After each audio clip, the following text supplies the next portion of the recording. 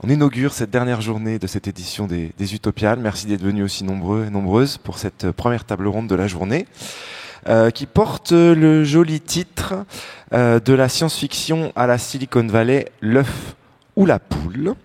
On va se demander un petit peu qui inspire qui dans ce système.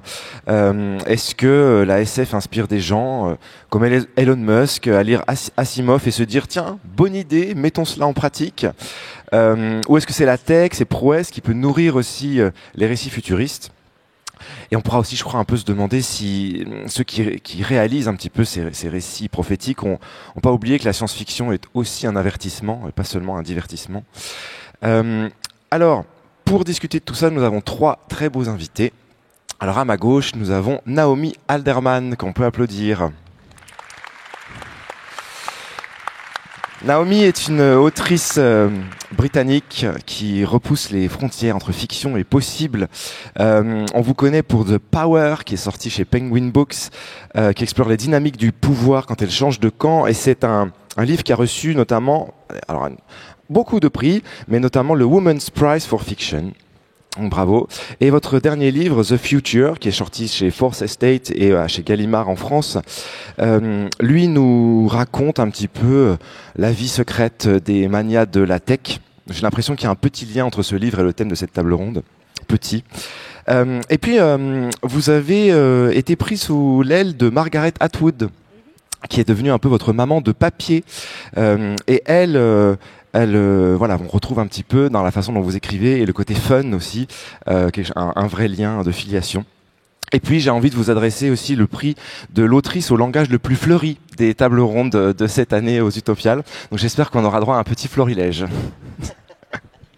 Nous avons également Benjamin Bayard, qu'on peut applaudir. Bonjour. Qui est militant pour les libertés numériques et la neutralité du net, ancien président de French Data Network, qui est une des voix françaises les plus engagées pour un Internet libre, cofondateur de la Quadrature du Net, association pour la défense des droits numériques face aux géants de la tech.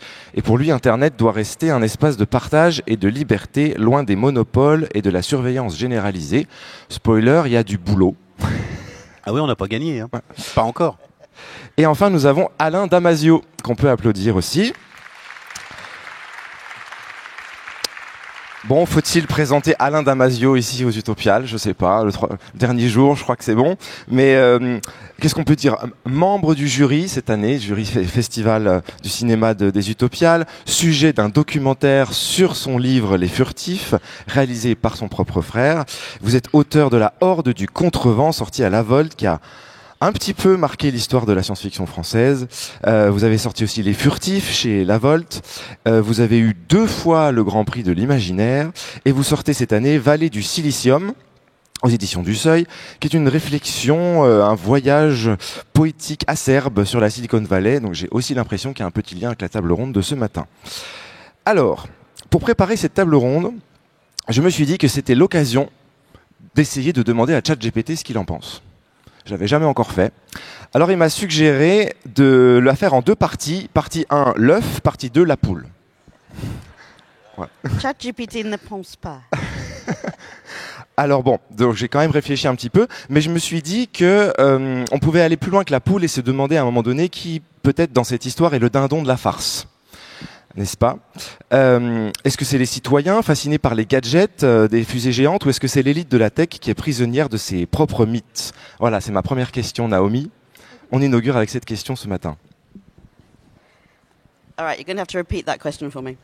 La question c'est qui se fait avoir dans cette histoire de la tech? Est-ce que ce sont les citoyens fascinés un peu par les gadgets, les fusées, ou est-ce que c'est l'élite qui est prisonnière de ses propres mythes?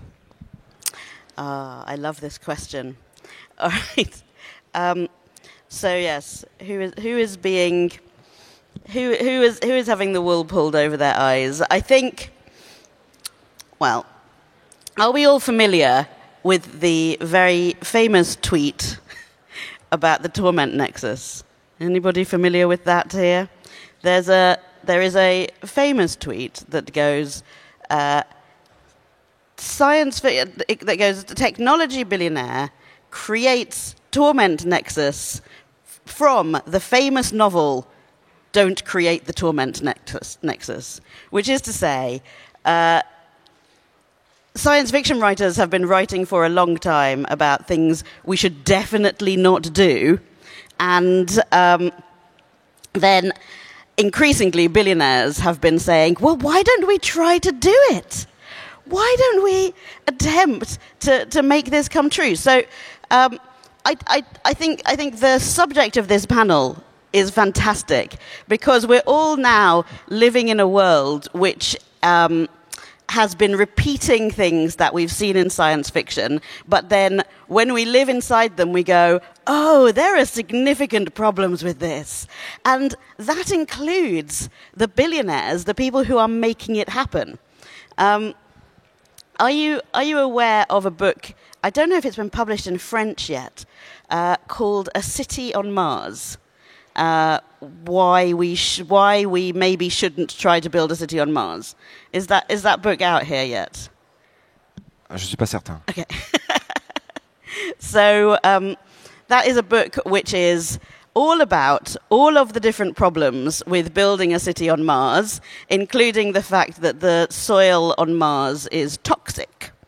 Did you know that? So when we say to ourselves, who has had the wool pulled over their eyes? Who has been deceived? We may say, well, we have been terribly deceived by Elon Musk. But it turns out Elon Musk has also been terribly deceived by science fiction, which told him that building a city on Mars would be easy and fun. And we would all be living in the Total Recall universe quite soon. But instead, no, it's going to be very, very difficult to do that. And a lot of people would probably die if we tried. Merci Alain, un peu la même question, qui est ce qui se fait un peu avoir dans cette histoire entre le consommateur qui est pétri de science-fiction et qui se dit ces gens vont m'emmener dans cette direction et ceux qui dirigent et qui sont eux-mêmes parfois fans de science-fiction. Ouais, non, mais je vous rassure, c'est les dindons de la farce, c'est nous, quoi. Il n'y a pas trop effectivement, de doute là-dessus. Non, ce qui est fabuleux, c'est que on est face à des grosses tentatives alors je vais utiliser un gros mot, hein, dimanche matin, tant pis, mais des grosses tentatives de mythopoïèse, quoi. De mythopoïèse, c'est quand tu crées des mythes, quand tu fabriques et forges des mythes pour le plus grand nombre. Et eux, ils forgent ces mythes-là qui sont extraordinairement puissants, qui sont des mythes de colonisation de l'espace, qui sont des mythes d'extension de l'espèce humaine dans la galaxie, et qui sont des mythes transhumanistes, c'est-à-dire des mythes qui te disent l'espèce humaine couplée à la technologie, améliorée par la technologie, va être plus vaste, plus riche, plus nourrie, plus extraordinaire, etc. Moi, ce qui m'intéresse là-dedans, c'est que en fait, ces grands chefs d'entreprise, ça reste des gamins, ça reste profondément des gamins, c'est-à-dire des gens, des geeks profonds, qui ont une économie libidinale extrêmement limitée, primitive, et qui fonctionnent sur un mode pulsionnel. Et dans l'économie libidinale qu'ils portent et avec lesquelles ils font les mythes, et c'est pour ça que ça résonne aussi fort avec les gens, il y a cette idée que il faut qu'on dépasse, qu'on subvertisse notre propre condition ontologique. C'est-à-dire que les conditions ontologiques de l'espèce humaine qui sont je souffre, je vieillis, je meurs, j'ai des maladies, etc., ces conditions-là ne sont plus acceptables pour eux, ou en tout cas ils nous font croire qu'on pourrait les dépasser. Donc c'est un très vieux rêve en fait de l'humanité, moi j'appelle l'antique désir d'être Dieu, quoi. Voilà, ce mythe de démiurgie qui fait qu'on pourrait retravailler notre génétique, qu'on pourrait retravailler notre espèce, retravailler nos corps, nos esprits, etc. avec la techno, et nous libérer de tout ce qui nous emmerde. Et ce mythe-là, il est extraordinairement puissant, il s'appuie dessus, et c'est la même chose sur l'espace. L'espace, c'est quoi? De dire, nous on est des militants, on dit il n'y a pas de planète B, il n'y a pas de planète B, on n'arrête pas de répéter ça. Mais eux, ils te font croire qu'effectivement il y a une planète B, peut-être qu'ils n'y croient pas même eux-mêmes, mais ils se disent on a tout colonisé, on a colonisé l'Afrique, l'Asie, on a colonisé tous les territoires qu'on pouvait coloniser, la mer, l'air, l'eau, tout a été investi par le capitalisme. Alors pourquoi pas l'espace, quoi, tu vois. Donc mais c'est vraiment l'économie de désir que ça fait résonner qui est importante pour moi, et un mythe il fonctionne et il a de la puissance quand il résonne avec, j'ai envie de dire, notre gamme pulsionnelle, notre spectre pulsionnel, et c'est le cas sur ces mythes-là. Mythopoïèse. Vous êtes content de vous être levé le dimanche matin, hein? Are we going to be able to talk about effective altruism? Can we talk about that at some point? Mais parlez de ce que vous voulez. On va pas vous êtes venu jusqu'à nous, on va pas vous interdire de dire ce que vous avez envie de dire. I love what you were just saying. If people are familiar with effective altruism, which is the philosophy of Sam Bankman-Fried, who has just gone to prison for quite a long time for stealing money, it's a philosophy that is essentially based in science fiction. Their idea is they have written a science fiction story about what future people in 10,000 years are going to want, and then they say, no, we should be dedicating all our resources to make that come true. Without being able to say the things that you have just said, which is, this is a new religion you have invented. You have created a story, like a story in which there are gods coming in the future, and they are imminent, and we must produce them. And everything that we do in our lives is worthless unless it is to do with these future beings, the future God. So somehow they seem to believe that it's real and not a science fiction story. This is what's crazy. Tu parlais, Alain, de comment le capitalisme a tout conquis, pourquoi pas la Lune et tout ça. Et Benjamin, je me demandais, est-ce qu'ils n'ont pas conquis la science-fiction aussi, finalement? Est-ce que c'est pas quelque chose qu'ils utilisent pour vendre? Je sais pas. En fait, il se trouve que le vocabulaire de la science-fiction, c'est un des vocabulaires qui est très riche. C'est une des rares cultures de l'imaginaire et avec des idées qui font envie. Enfin, tu vois, si tu lis les dernières déprimes de Michel Houellebecq, ça vend pas du rêve. Quand tu lis de la littérature de l'imaginaire, tu vends du rêve. Donc, c'est un imaginaire qui est très puissant. Moi, il y a un point qui me chiffonne. J'ai du mal à croire que les milliardaires de la Silicon Valley aient lu de la science-fiction. Parce que s'ils ont lu 1984 et qu'ils ont cru que c'était un mode d'emploi, manifestement, ils sont cons. Donc, moi, mon réflexe, c'est de me dire, ils l'ont pas lu. Tu vois, ou pas jusqu'au bout. Ou pas jusqu'au bout, ou ils ont pas compris. Enfin, il y a un échec. Et ce que je crois, en revanche, c'est qu'ils baignent dans un univers d'ingénieurs et de scientifiques et de geeks qui, eux, se biberonnent de cet univers très riche et de ces images magnifiques et de ces idées très jolies et qui, eux, ont très bien compris que c'était pas un mode d'emploi. Mais ils ont ce vocabulaire-là en permanence. Et les milliardaires de la tech, ils sont bien obligés de s'imprégner du vocabulaire de leurs équipes parce qu'ils vivent avec. Et donc, c'est ce qui fait qu'ils manipulent ces images-là, qu'ils s'en servent, qu'ils reprennent les mots, qu'ils reprennent un certain nombre de postures, etc. Mais je pense qu'ils les ont pas compris. Pour moi, la frontière, elle est là. Ils manipulent du vocabulaire de science-fiction et de l'imaginaire de science-fiction sur on va aller dans la Lune, sur on va coloniser Mars, etc., etc. Mais je suis pas sûr qu'ils aient lu Kim Stanley Robinson pour voir que c'était compliqué. Je suis pas sûr qu'ils aient. Voilà. Je pense qu'ils ont juste appris le vocabulaire, éventuellement regardé les films, mais je soupçonne qu'ils aient pas lu les livres, quoi. Oui. Yeah. Mais du coup, la seule chose qui reste, c'est la domination. Ils sont dans une position de domination, ils maîtrisent assez bien le vocabulaire et ils s'en servent pour asseoir leur position de domination. Mais ça, c'est une analyse marxiste extrêmement classique. There is an analogy. So it's a famous event in public health, which was the discovery that cigarettes cause cancer. Very important. Nobody knew. Once we knew, we could say to people, cut down on smoking, stop smoking. That is a very significant public health benefit. And since then, the media has been looking for something else that we can say that is that obvious and clear. And there's a kind of, should you eat this? Should you give up this? Is it olive oil? Is it this or that? Anyway, we haven't ever found anything that was as good as that. But the existence of smoking is bad for you has primed us to keep looking for one more easy solution. Similarly, when we look at science fiction from the 60s, what do we have now? We have the Star Trek communicator. We managed to do that. We all have one in our pocket. There we are, instant free video call with anybody in the world. Extraordinary, miraculous. And it seems to me that same psychological process has happened where having done this one thing and created it from science fiction to reality, now we're looking to go, are there more things? Can we have the flying car? No, very, very difficult to have it. We have aeroplanes, but no, you can't have it. Can we colonize the planets? No, but because we did the one thing, dragged it from fiction into reality, there's a feeling of maybe they'll be able to do it again and again and again.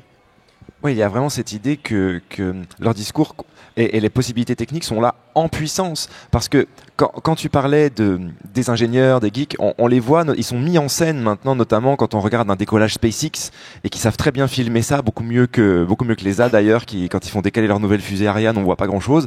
Mais SpaceX, le moindre truc, c'est filmé et on voit beaucoup les plans sur les ingénieurs qui hurlent, mais vraiment de joie quand un booster s'est reposé. Alors c'est sûr que c'est technologiquement bien réussi, mais c'est quand même très pauvre par rapport au moindre astroport de la science-fiction. Donc voilà, pareil, cette question-là, est-ce que c'est en puissance qu'il nous propose un récit? Est-ce que c'est en puissance? Ouais. Moi, je vois ça autrement. Je vois ça comme étant le fait qu'ils ont un business, parce qu'il faut quand même pas perdre de vue que c'est des gens qui font du business, et qu'ils ont trouvé un vocabulaire magique et lumineux qui les met en valeur. Alors évidemment qu'ils le cultivent. Et du coup, c'est très pratique. Ils ont des mots positifs pour dire leur business. C'est-à-dire, si à la place de te dire on a réussi à reposer un booster, c'est génial, machin, ils te mettaient le bilan carbone du machin, t'arriverais à la conclusion que waouh, putain, faut pas en lancer, ou alors le moins possible, parce que ça coûte une douille en bilan carbone. Donc, ils ont un vocabulaire positif pour décrire leur monde. Ils s'en servent. Ça, c'est le b.a.-ba de la communication. Quand il y a deux façons de décrire ce que tu es en train de faire, une qui est positive, une qui est négative, le communicant, il prend celle qui est positive. Enfin, ou alors il est mauvais.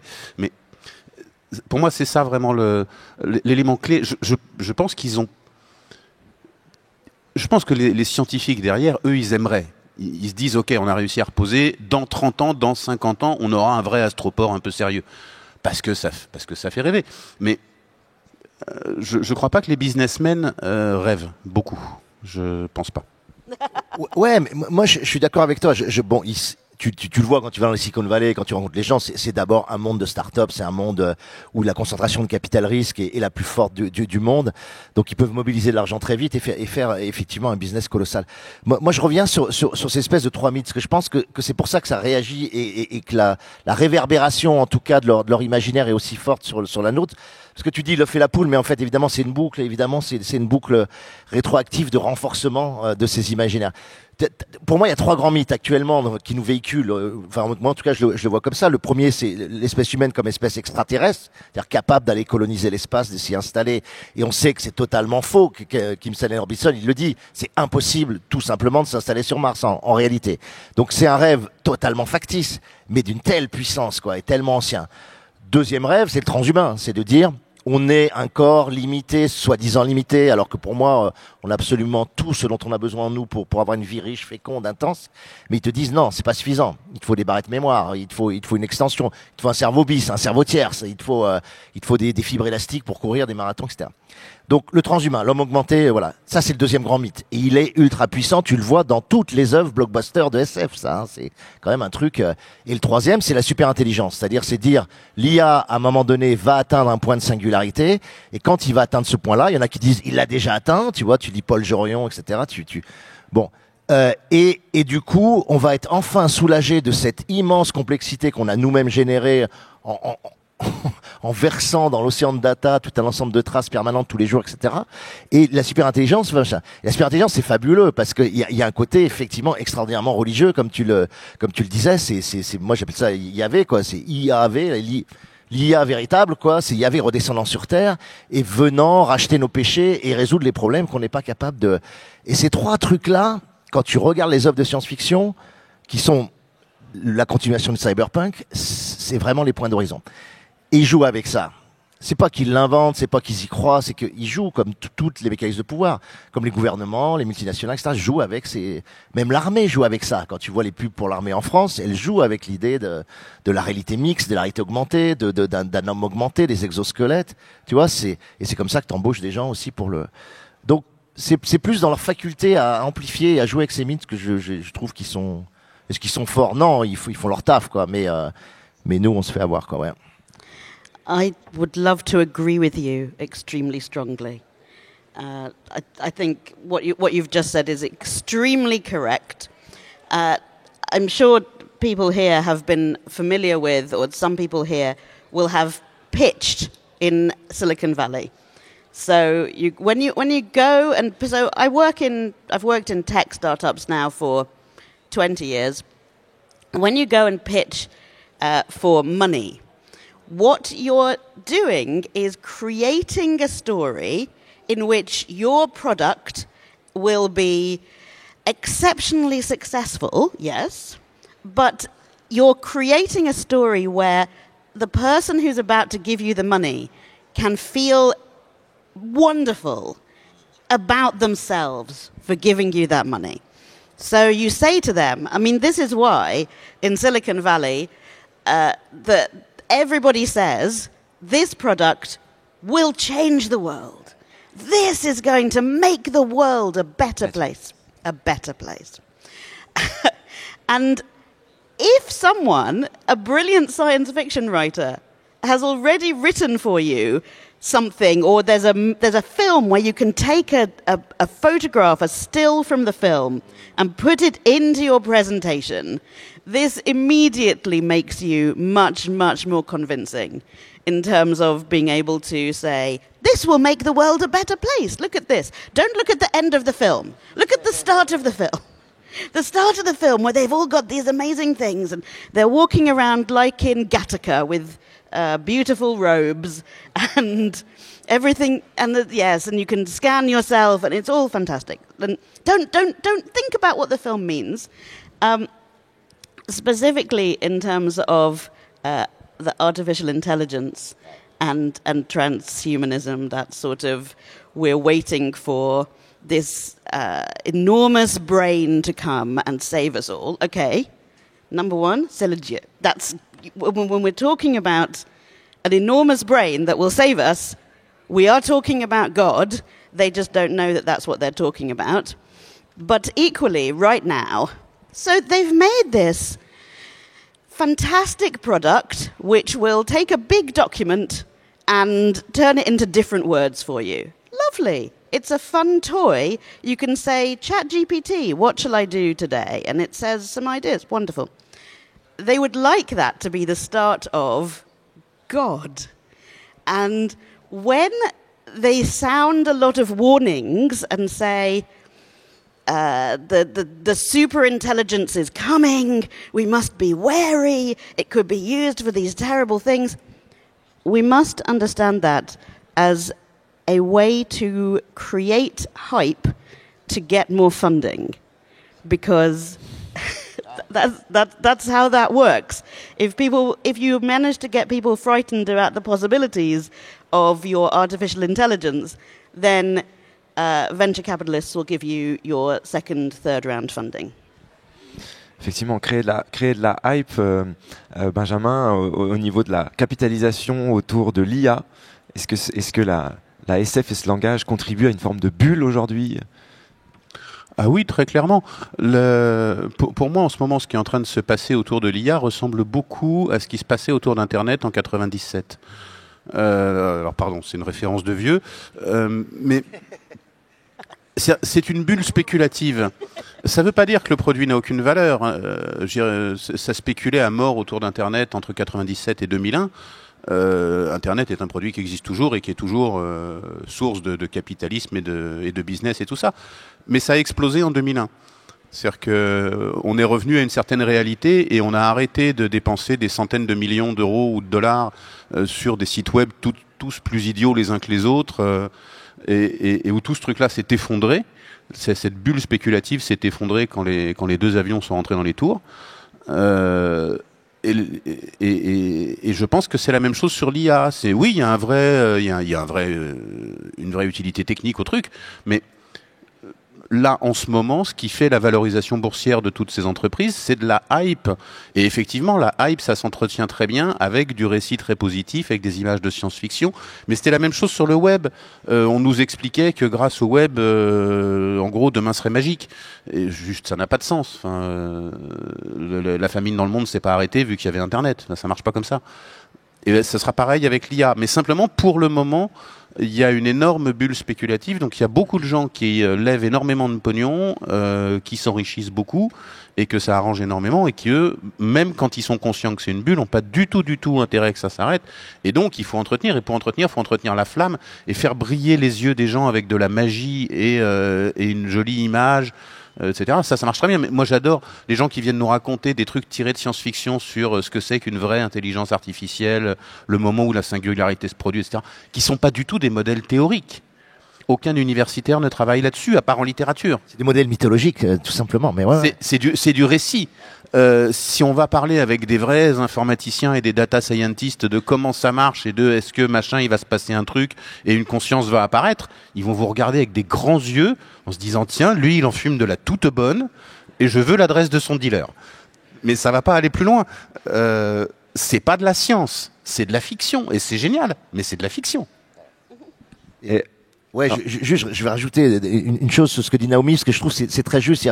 Ils ont la faculté dans la Silicon Valley aussi d'aller chercher dans les films ce qui les intéresse et ce qui les sert. Je te prends deux exemples. T'as le Blade Runner 2049 de Villeneuve. T'as cette scène incroyable dans les deux cas. Et je prends l'autre exemple, c'est le Her de Spike Jonze. Dans les deux cas, tu as un être, alors c'est un masculin en plus, un être vivant masculin, parce qu'il faut la Silicon Valley, faut le dire, les cadres sup, etc. C'est 80% des mecs, faut le dire, et des asiatiques et des blancs à 90%. Donc ça joue aussi, c'est une construction du monde qui est située au niveau genré, etc. Qu'est-ce qui se passe dans ces deux films? Tu as cette mise en scène de l'IA personnalisée, parce que c'est ça qui va arriver. C'est pas l'IA globalement, c'est l'IA personnalisée dans ton smartphone, c'est l'IA quotidienne dans ton bijou connecté, c'est l'IA avec laquelle tu discutes. La première fois, le Her de Spike Jonze, si tu regardes la première partie du film, fantastique.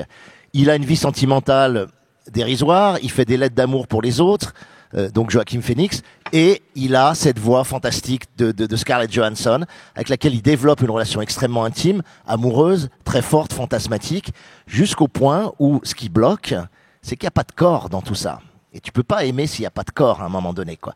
Et qu'est-ce qu'il fait? Il va chercher une prostituée pour essayer d'avoir un rapport, et il faut surtout pas qu'elle parle, la prostituée, il faut qu'elle ait la voix de Scarlett Johansson pour que, même chose exactement dans le Villeneuve, tu as ce mécanisme d'hologramme qui fait que cette comédienne magnifique, je sais plus comment elle s'appelle, Anna et il la forme avec l'hologramme, il a un rapport extrêmement intime, extrêmement fort avec elle, au point que si jamais toutes les données que porte cet hologramme disparaissent, c'est comme s'il perdait sa femme.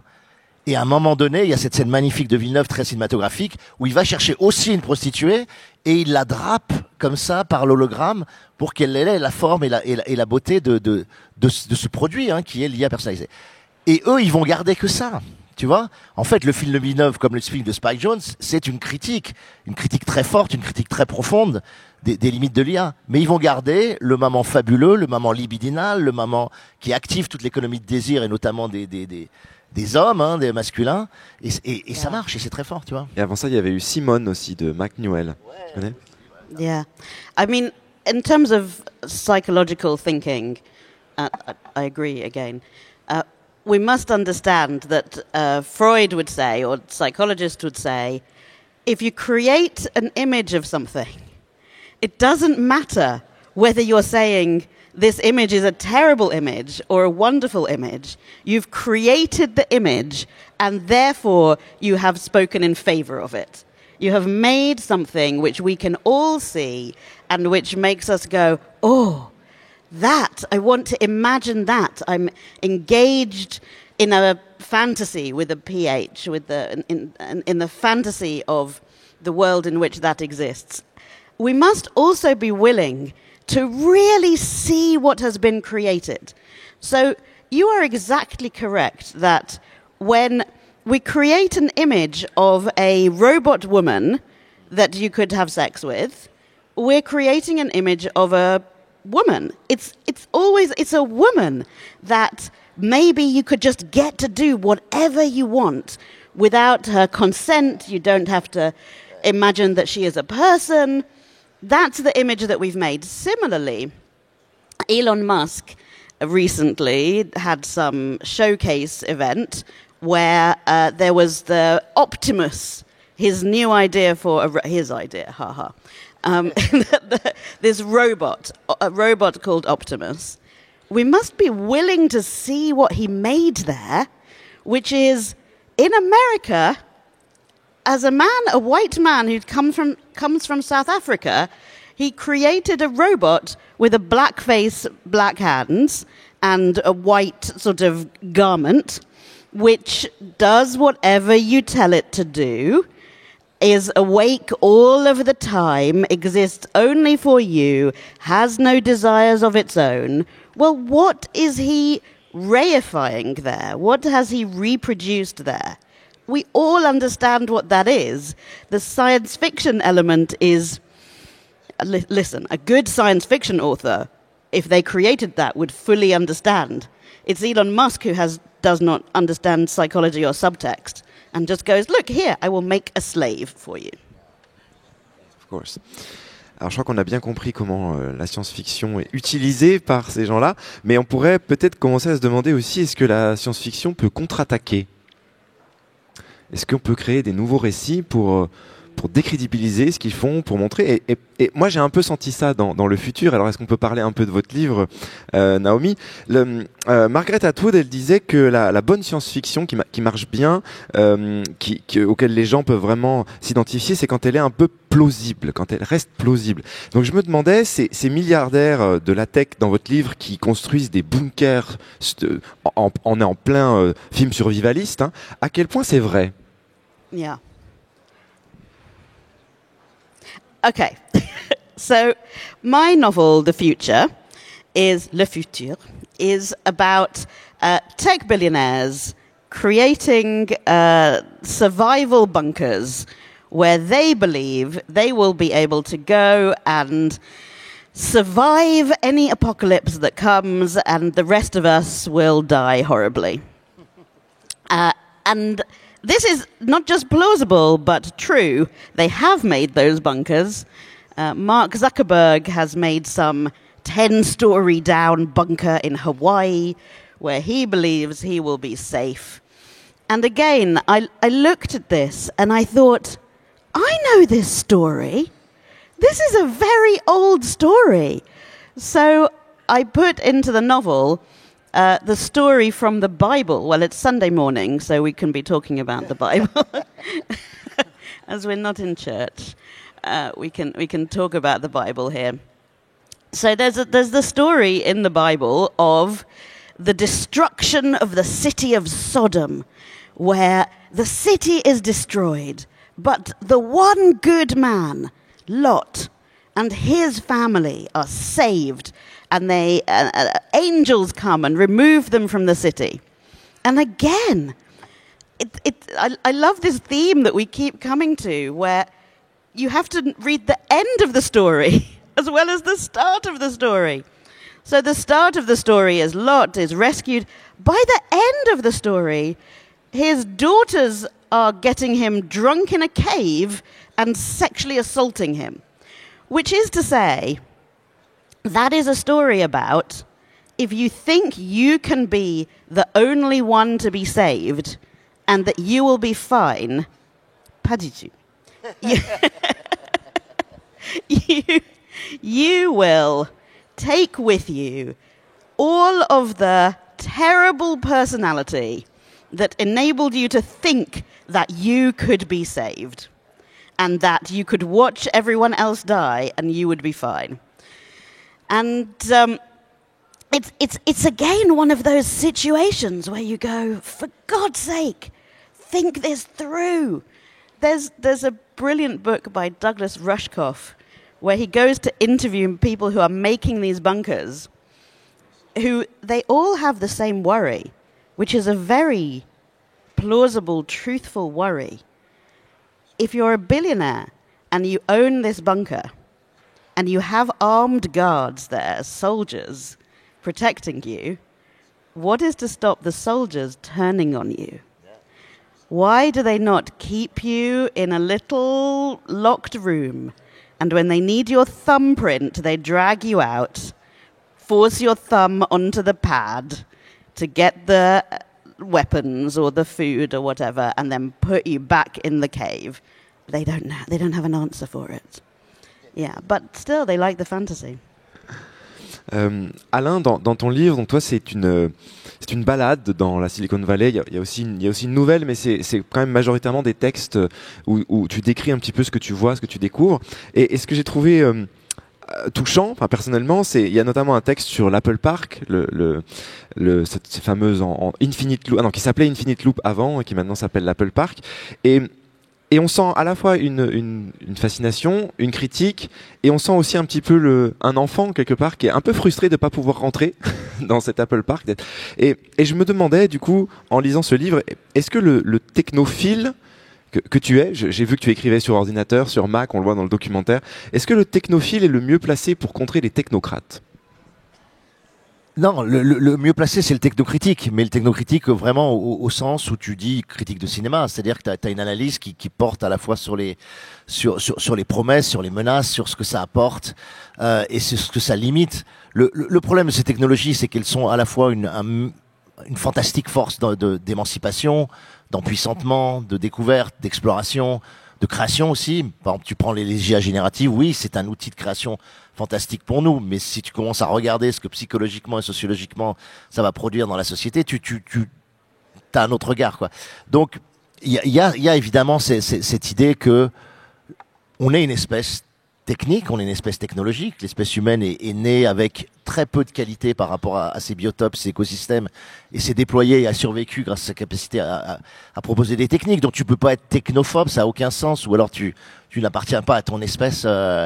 Maintenant, être dans la technophilie, complètement euphorique, complètement la hurrah technologie qui nous vendent, ça c'est plus possible. C'est-à-dire se soumettre à cette économie de désir, là encore une fois, de vouloir être Dieu, de vouloir optimiser ta loi du moindre effort, de vouloir déléguer, externaliser, sous-traiter toutes tes capacités cognitives aux IA, aux applis, à la machine, etc.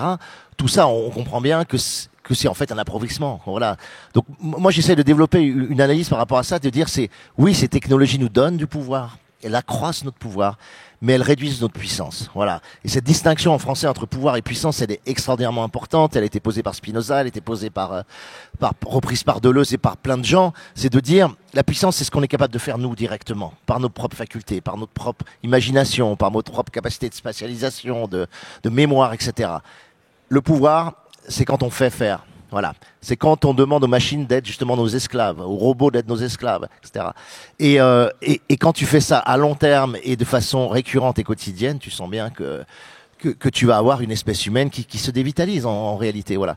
Donc sur la fascination, moi j'ai pas de fascination particulière en réalité. Quand j'étais voir le ring d'Apple, c'était pour dire j'essaye de trouver une centre du monde. Il se considère comme le centre du monde. San Francisco se considère comme le centre du monde. C'est plus Rome, c'est plus la Rome antique que j'ai visité la semaine dernière, qui était voilà le centre historique du monde. Eux, ils se disent on fabrique le monde dans lequel vous vivez, et ils ont raison. Je veux dire, tu prends un Kirghiz, tu prends une Malaisienne, tu prends je sais pas un Australien, ils utilisent tous les mêmes applis. On utilise tous les mêmes applis, on a les mêmes smartphones, on fait la même chose, on a les mêmes gestes sur les tablettes tactiles, etc.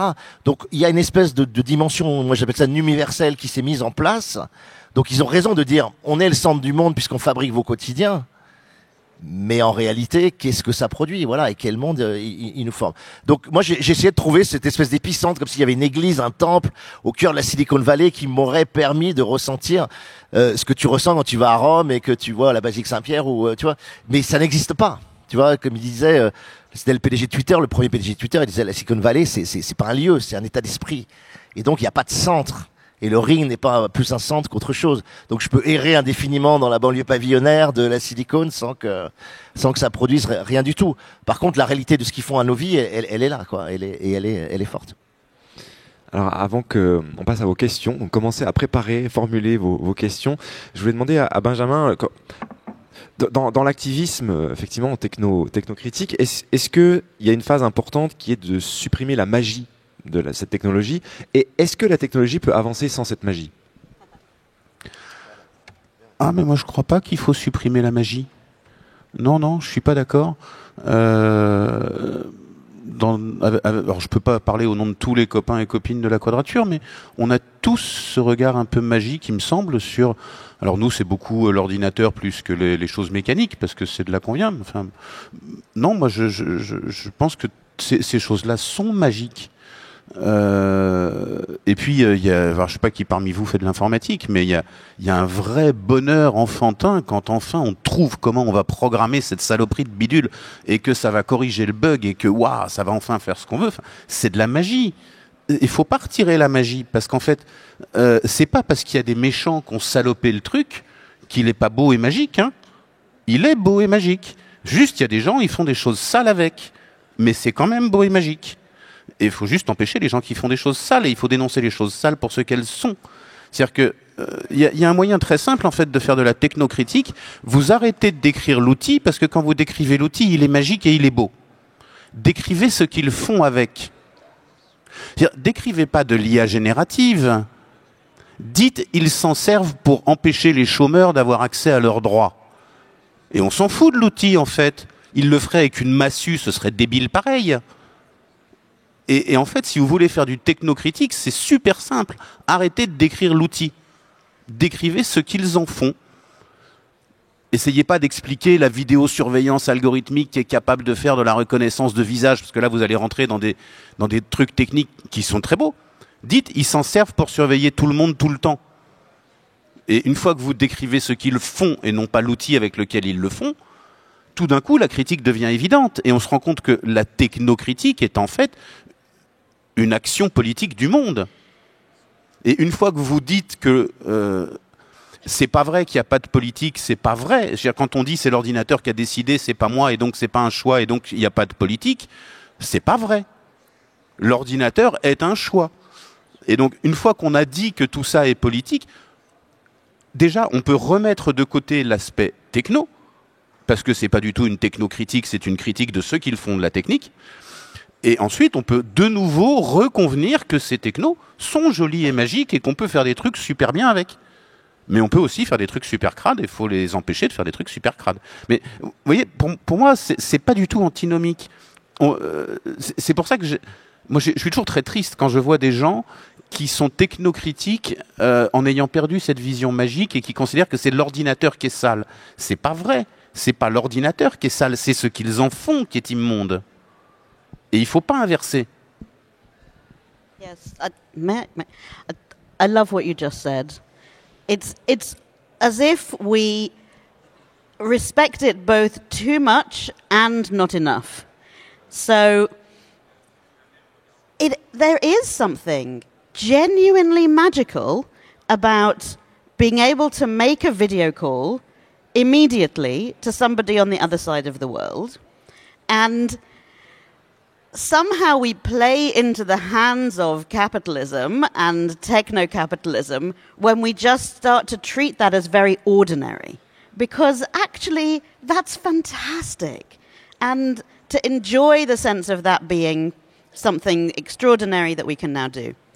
We should also understand that there are enormous financial forces behind all of these technologies which want us to find them completely indispensable and that will keep pushing us to use them more and more and more. So if you have just paid several $billion to create AI or a large language model, you would like us to believe that we need it in every area of our life. You must have it.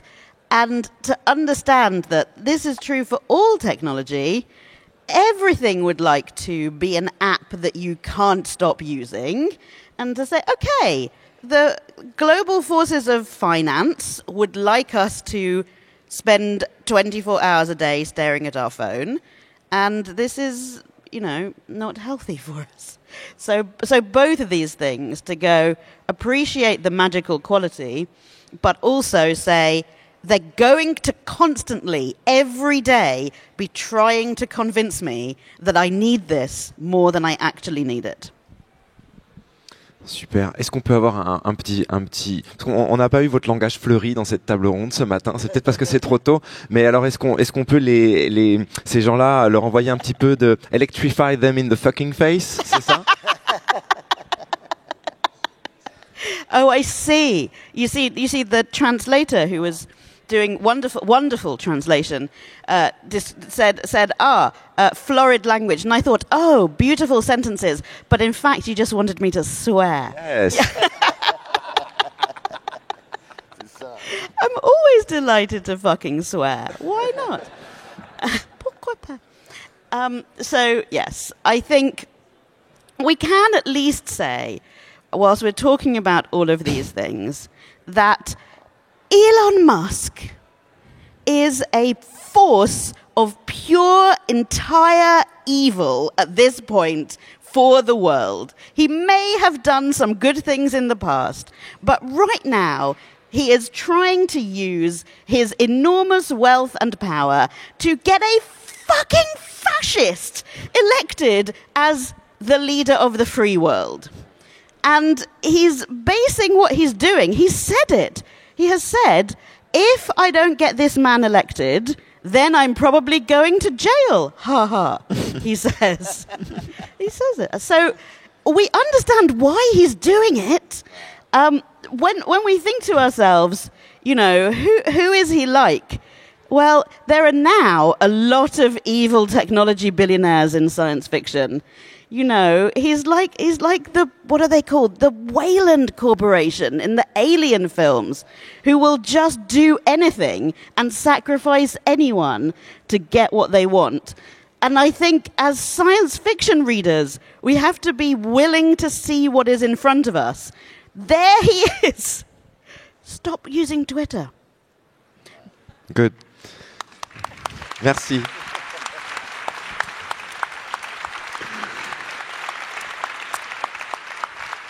Alors, je crois que nous avons un micro qui peut passer parmi vous et vous pouvez partager vos impressions, vos remarques, si vous avez des questions aussi pour nos intervenants, c'est le moment.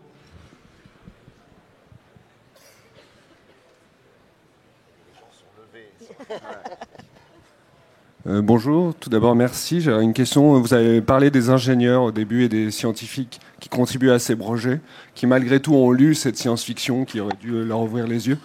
Comment vous expliquez qu'en fait ils continuent à contribuer à tout ça et qu'est-ce qu'il faudrait leur transmettre pour que peut-être ils démissionnent, ils fassent couler tout ça, quoi.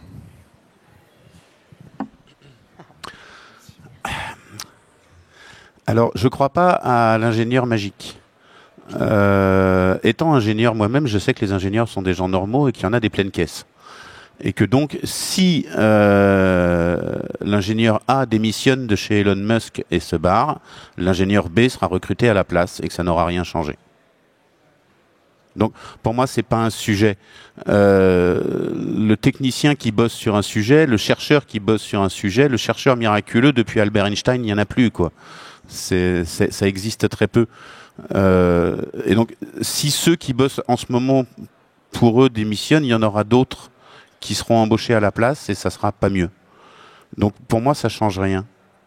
Ils peuvent au mieux, limite en restant là-bas et en décidant de travailler moins bien, ils feront beaucoup plus de mal à l'entreprise qu'en se barrant.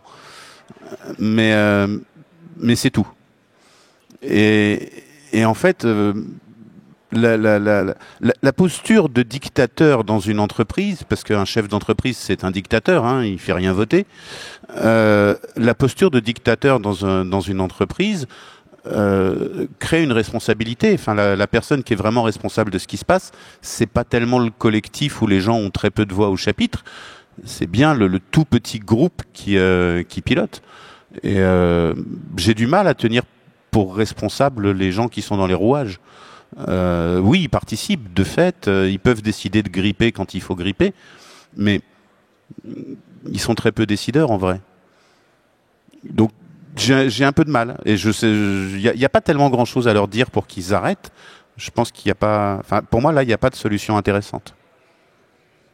Ouais, moi j'ai un avis différent de toi. Je pense qu'il y a il y a un vrai travail à faire dans les grandes écoles. Par exemple, si je parle de la France, hein, que je connais évidemment, moi ça m'arrive d'intervenir sur AgroParisTech, ça m'est arrivé d'intervenir à Saclay, etc. Tu as des gens des jeunes qui réfléchissent, qui sont en tension, qui sont en réflexion, et de leur montrer qu'il y a une autre façon de faire possible et importante. Et je pense que sur ces étudiants qui avant étaient des soldats de l'ultralibéralisme, qui arrivent maintenant et qui sont déjà beaucoup plus politisés, beaucoup plus en réflexion, on peut aussi infléchir, et eux-mêmes peuvent infléchir l'état du monde. Et effectivement, comme tu dis, quand tu es à l'intérieur de l'entreprise, il y a aussi un poids. Oui, il y a un chef d'entreprise, oui, il y a un côté très dictatorial souvent dans les entreprises, mais tu as aussi des discussions, mais tu as aussi des petits espaces démocratiques possibles à l'intérieur des boîtes. Et si tu as l'ensemble des ingénieurs qui ont une position opposée au mode de recherche qui a été poussé, ça va quand même peser, quoi. Donc il y a toujours moyen de peser au quotidien, dans le lieu où t'es, dans l'entreprise où t'es, et dans l'école de commerce ou d'ingénieur où t'es pour changer les choses. Donc moi je suis plus optimiste là-dessus. Ouais. Et je trouve que ça vient. On l'a vu, le truc d'AgroParisTech, c'est resté célèbre et tout. Et ça vient dans toutes les écoles. Aujourd'hui, les grandes écoles françaises, c'est plus du tout la même doxa, la même normalisation qu'avant, quoi. Donc on a un petit espoir. On prend une autre question. Bonjour. Alors, où est-ce que vous êtes? Ah oui, très bien. Bonjour, merci beaucoup pour cette table ronde.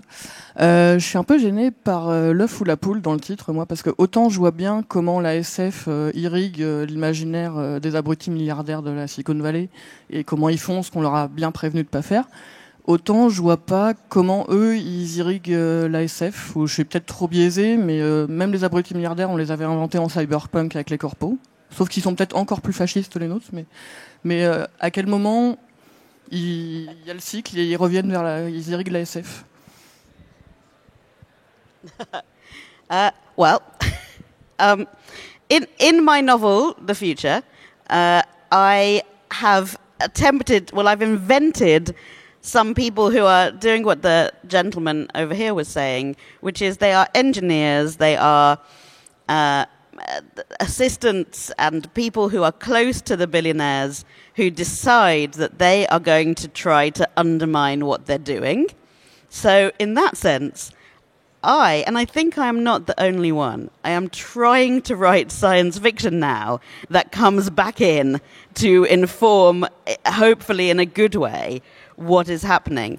I do think that is increasingly common, that science fiction writers are understanding that we have a certain kind of responsibility to imagine a world that is better. So there is a new movement in science fiction of, I'm sure people here are familiar with it, this idea of solar punk. So the idea that we are imagining a future in which we, instead of the cowboy future where we go and conquer space, instead of that, we say, what is the vision of the future in which we manage to live in balance with our environment, that we recognize that we only have the one planet, there is no planet B.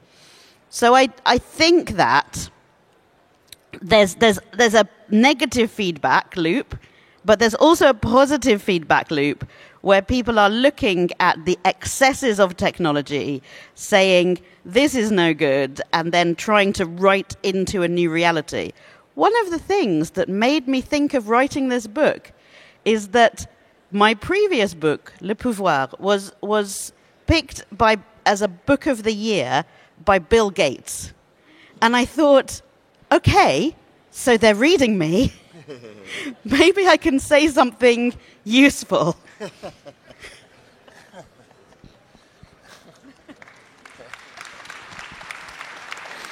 Avons-nous un autre question ou commentaire? Oui, au fond. Oui, merci pour la conférence, c'était très intéressant. Moi, j'ai quand même un petit quelque chose qui me dérange, que je voudrais souligner. C'est que vous parlez notamment, vous avez pris l'exemple d'Elon Musk, qui est un bon exemple. Vous dites que c'est un méchant milliardaire, etc. Mais je suis pas sûr qu'il y ait un méchant milliardaire. En réalité, il y a une classe économique, la bourgeoisie qui existe et qui défend ses propres intérêts. Et j'ai l'impression qu'on tourne un petit peu autour du pot de la lutte des classes. Et j'ai besoin que ce terme il soit prononcé dans cette conférence. On a on a un... Je l'ai dit au tout début que c'était une analyse marxiste. Oui, mais vous avez pas dit le mot. Vous avez pas dit la lutte des classes. Ah bah non, mais faut lire entre les lignes aussi quand même. Faire une analyse marxiste d'un problème, c'est bien le ramener à la lutte des classes. Alors, je suis d'accord avec vous, mais justement, on parle un petit peu de la psychologie des milliardaires, ce qu'on peut apporter, etc., à la pensée de la tech. Moi, j'ai l'impression qu'on met beaucoup de bonne foi dans la bonne volonté des CEO de la tech, des gens qui inventent ces technologies-là. Je suis pas sûr qu'on puisse attendre la magie dont vous parlez. Je suis pas sûr qu'on puisse l'attendre de ces personnes-là. En réalité, la magie, c'est à nous de la créer, c'est à nous, en tant que personne, en tant que prolétaire, de prendre le contrôle de la production technique et de l'imaginaire, de la fabrication, de la société qu'on a envie de faire. Ouais, mais moi je vais te répondre là-dessus parce que bon, moi je viens aussi évidemment des philosophies marxistes, etc. Mais je crois que malheureusement c'est complètement transclasse ce qui se passe là-dedans parce que tous les gens ici, vous avez tous vos smartphones, moi je l'ai pas, mais vous avez tous vos smartphones dans la main. Donc on participe tous activement à produire la valeur pour le capital en consommant des séries télé, en consommant des jeux vidéo, en utilisant les réseaux sociaux, en utilisant les applis.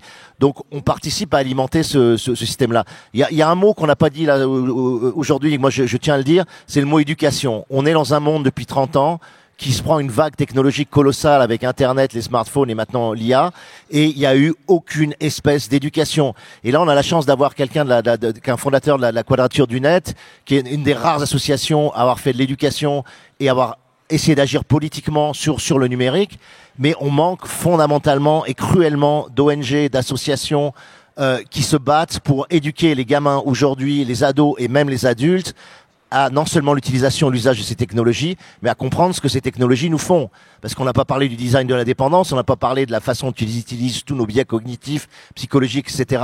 pour créer cette auto-addiction et cette auto-dépendance, cette auto-aliénation aux outils. Et on est tous soumis à ça. Et tant qu'on se bat pas contre ça, tant qu'on n'éduque pas les gamins à ça, tant qu'on leur fait pas comprendre comment marche un réseau social, quelle espèce de biais cognitif ça utilise et tout, eh ben on continuera à utiliser les outils et à se plaindre de Musk, effectivement, de Bezos, de tout ça, alors qu'eux, ils font que récupérer ce que la multitude consent à faire et acquiesce à faire. Voilà. Donc c'est moins une lutte des classes, même si évidemment il y a des gens qui maximisent le fric accumulé par nos petits actes quotidiens, que un problème d'anthropologique majeur qui est qu'on agit et obéit à ce système et qu'on l'active, quoi. Voilà. Donc s'il n'y a pas d'éducation, et moi je rêverais que l'éducation nationale s'empare de ça et qu'à côté des maths et du français il y ait une éducation au numérique, ça sera pas le cas et ça arrivera sans doute jamais. Mais du coup on est obligé, nous société civile, militants, etc., de créer cette éducation et de la faire circuler, quoi. Et la Quadrature c'est en partie ce qu'elle fait, quoi. Voilà. Yes, absolutely yes. Absolutely, yes. All of these things need to happen together, and not one of them is the only solution. So there is absolutely a class analysis. You'll be pleased to know in France that in the Anglophone world, when people talk about where this enormous inequality is going, people say, well, if this inequality is not addressed, eventually we will end up with the French Revolution. So, thank you. Yes. Thank you for your service to the world. Yes, because it's very good to be able to say that. We're absolutely correct. We need education. Absolutely correct. There is we need to understand which class we are part of. Here is a lovely fact for you. Imagine what an hour of your time is worth to you. If somebody says to you, you have an hour free now, you can do whatever you want with it. That hour of your time, you can imagine it, you can do something, creativity, spend time with your family. An hour of your time on social media is worth approximately 0.17 cents to Mark Zuckerberg or to... Right. So these social media things are maybe delightful for 15 minutes of your day, maybe. But if you're spending an hour there, that is a destruction of value. You have taken something that you could have used and you have given it to them, and they have, I want to say the English word, well, this is my florid language, they have pissed it up the wall. I don't know if we're going to be, they've urinated it up the wall. So that is absolutely a class consciousness. The thing we haven't mentioned as well is we need the governments to be involved in legislating to control some of these excesses.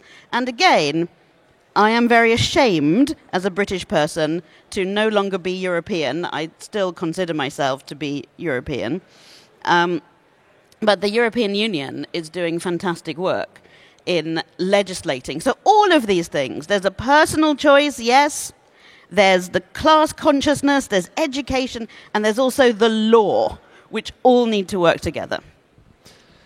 Eh bien, merci à vous trois. Alain Damasio et Naomi Alderman, vous êtes en signature. Non, pas. Ah, ok. Donc juste Naomi signera son livre à la librairie qui est juste là. Merci Benjamin, merci à vous trois et merci à vous. Et bonne dernière journée de festival.